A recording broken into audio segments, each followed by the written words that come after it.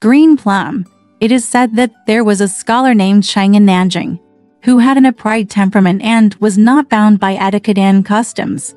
One day, when he came back from outside and untied his belt, he felt that the end of the belt was very heavy, as if something was falling down. I looked and saw nothing. As he turned around, a woman came out from behind her clothes, stroking her hair and smiling at him. She was so beautiful, Chang Sheng suspected that she was a ghost. The woman said, "I am not a ghost, but a fox." Chang Sheng said, "If I can get a beautiful woman, I won't be afraid of ghosts, let alone foxes." So they started to get intimate with her. 2 years later, she gave birth to a daughter, whose nickname was Qingmei. The fox girl often said to Chang Sheng, "Don't marry another wife. I will give birth to a son for you."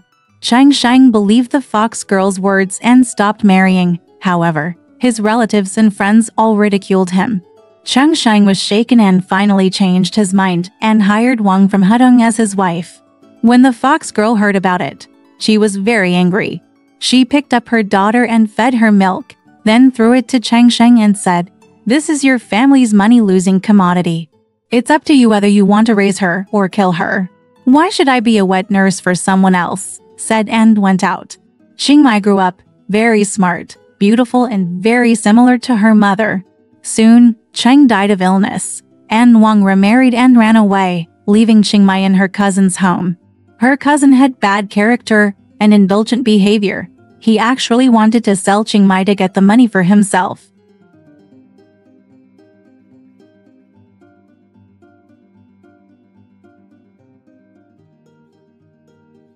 At that time, Zhang Wang was lying in bed, and Zhang Sheng went into the house and helped his father to urinate. Feces stained Zhang Sheng's clothes and hurried out of the house to wash it himself, lest his father would know.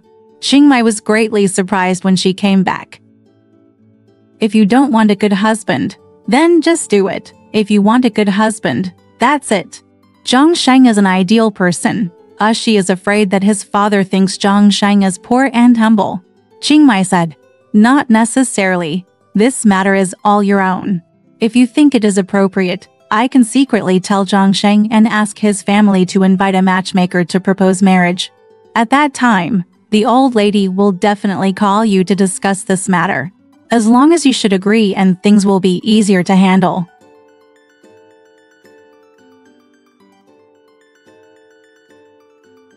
Please ask a matchmaker to propose marriage, and the lady and I will help. I guess the Wang family can agree. Even if the Wang family disagrees, is there any humiliation to the young master? Zhang's mother said, "Okay." So he asked the flower seller who to go as a matchmaker. Mrs. Wang laughed when she heard about it and told her husband about it. Wang Jinji also laughed. Then he called his daughter in front of him and explained whose intention. Before Ashi had time to answer, Qingmei hurriedly praised Zhang Sheng for his talents and asserted that he would be rich in the future. The lady asked her daughter again, "This is a century-old event for you. If you are willing to eat bran-swallowing vegetables, I will agree to this marriage for you."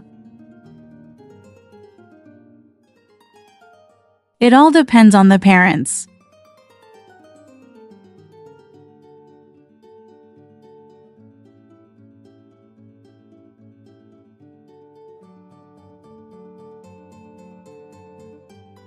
Zhang Sheng said, "You love me and say that I am virtuous. How will you and I behave in the future?" Qingmei said, "If it can be accomplished, would you be willing to take me in?" Zhang Sheng said, "It would be great if I could get someone like you. I am very satisfied. What else do I ask for?"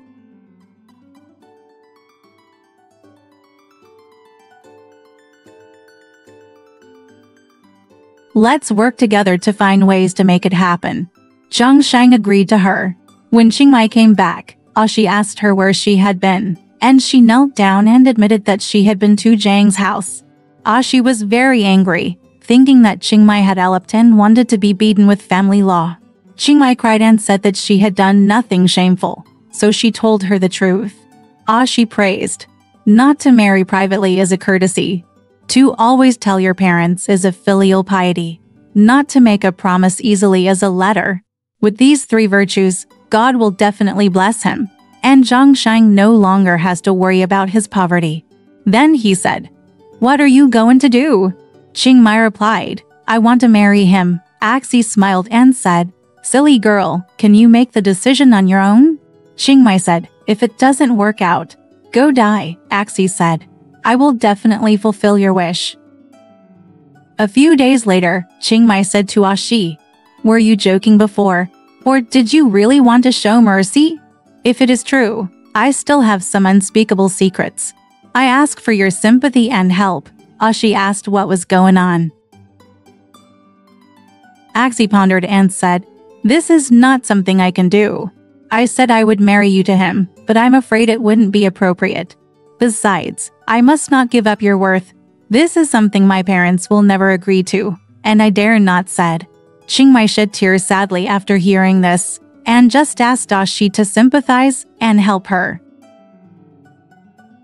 Qingmei thanked Ashi and secretly told Zhang Sheng about it.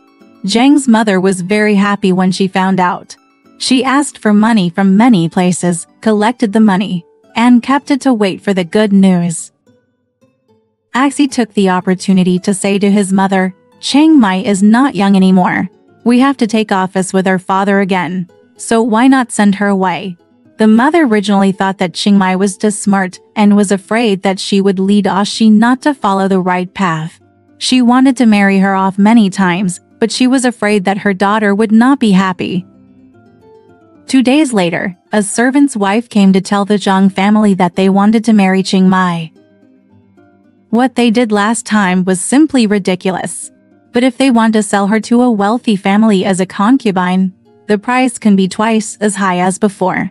Ashi hurriedly entered the house and said, "Qingmei has served me for so long, and it's so unbearable to sell her to someone else as a concubine." Qingmei also made a career out of embroidery, and her embroidered items sold quickly. She also advised Zhang Sheng not to delay his studies by patronizing the house, and that she would be responsible for all matters at home. Because the master was about to take office, Qingmei went to say goodbye to Axi. When Ashi saw her, she cried and said, "You have found a good home, but I am really not as good as you." Qingmei said, "I know who gave this to me. How dare I forget it? But if you think it's not as good as me, I'm afraid my life will be shortened." So the two cried and said goodbye.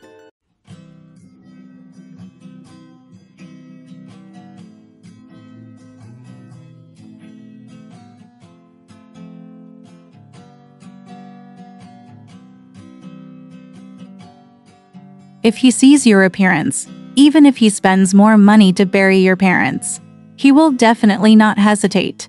Ashi cried loudly, "You want me, the daughter of an official, to be your concubine?" The old woman left without saying another word. Ashi only ate 1 meal a day from then on, barely surviving and waiting for someone to pay for her. After half a year of this, life became increasingly difficult to maintain. One day, the old woman came again. Ashi cried and said to her, "It's so difficult that I often want to commit suicide. The reason why I can still survive is just because my parents' coffins are still here. It doesn't matter if I die to fill the ravine. Who will take my parents in? Where are the bones? So I think it's better to do what you said." After everything was settled, he took Axi home in a car to meet his eldest wife.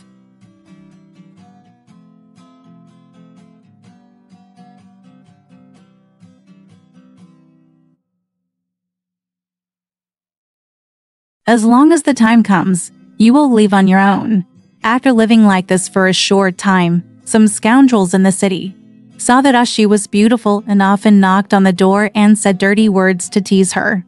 The old nun could not stop them, forcing Ashi to cry and seek death.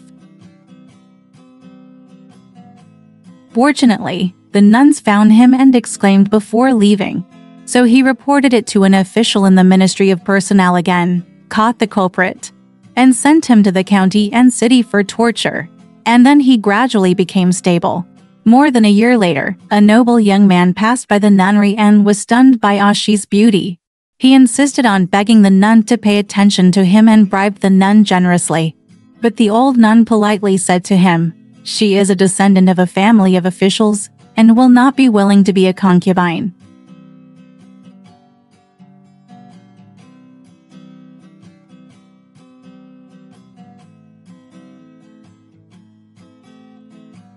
"Don't forget me." Before he finished speaking, he heard a knock on the door.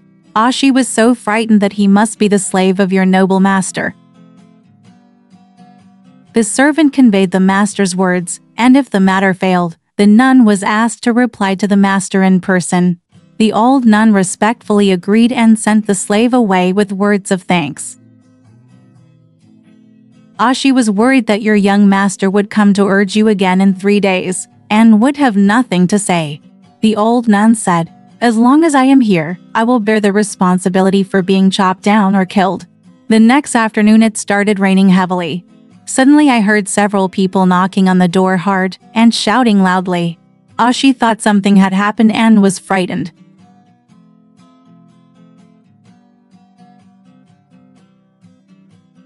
The family and maids all ran to the meditation room, each looking for a place to rest. The maid came into the house and saw Ashi. Seeing that she was beautiful, she quickly ran to tell the lady.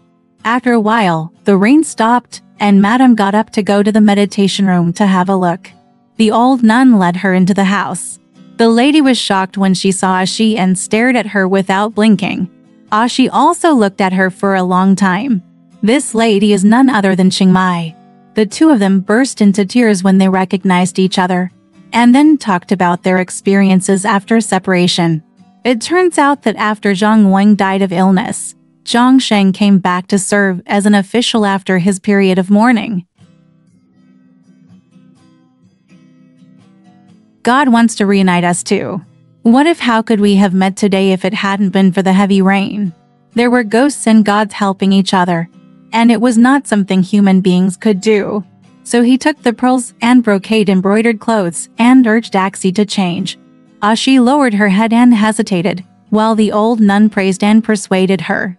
Ashi was worried that living together in Zhang's house would be unfair. Just imagine how ungrateful Mr. Zhang is. After saying that, he forced Ashi to change into his clothes and said goodbye. The old nun left. When they arrived at the manager's residence, Zhang's mother and son were very happy to see him.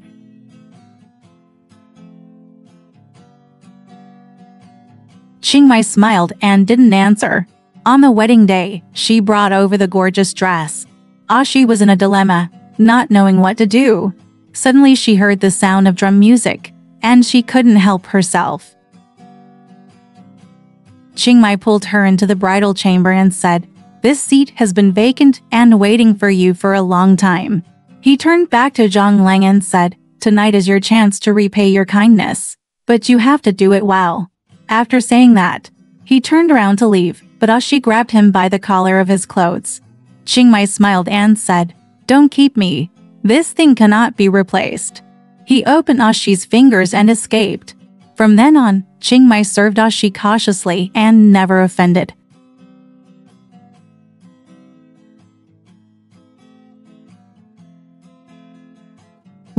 Later, Zhang Sheng became a minister. Mrs. Cheng Qingmei gave birth to 2 sons and a daughter, and Mrs. Wang Axie gave birth to 4 sons and a daughter.